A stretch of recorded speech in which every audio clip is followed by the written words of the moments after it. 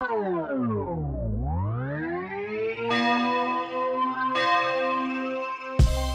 rear deltoids are a big part of the running motion as they help to bring your arm back.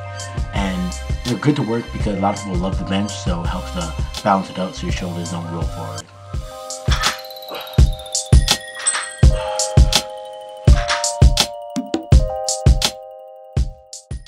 Calves. Calves don't get worked a lot, in my opinion. I don't know why, because they're part of triple extension, which is what you do in Olympic lifts, and they're part of running. Like when you run, you get to the top of your extension, you're on your toes, so that's working your calf. So I'm not really sure what the deal is with calves, but they're definitely underworked muscles.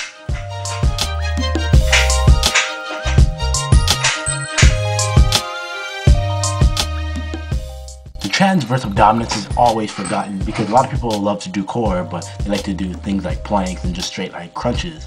But the thing is, the transverse abdominis is actually what stabilizes you when you're running. Do an exercise, just stand up and pump your arm as hard as you can, and you'll see your body will have a slight bit of torque to it, and it'll twist just a little bit. And if your transverse is weak, you'll probably twist a lot more. So as you work your transverse abdominis, you'll cut down on that twisting and help stabilize your body.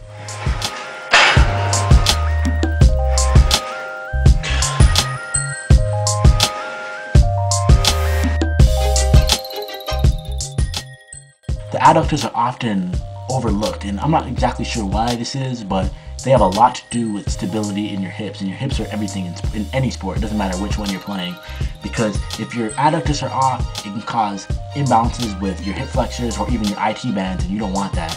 And especially in hockey players. Hockey players use all their adductors in pretty much every movement they make, and that's why they have a lot of injuries. So the adductors cannot be forgotten.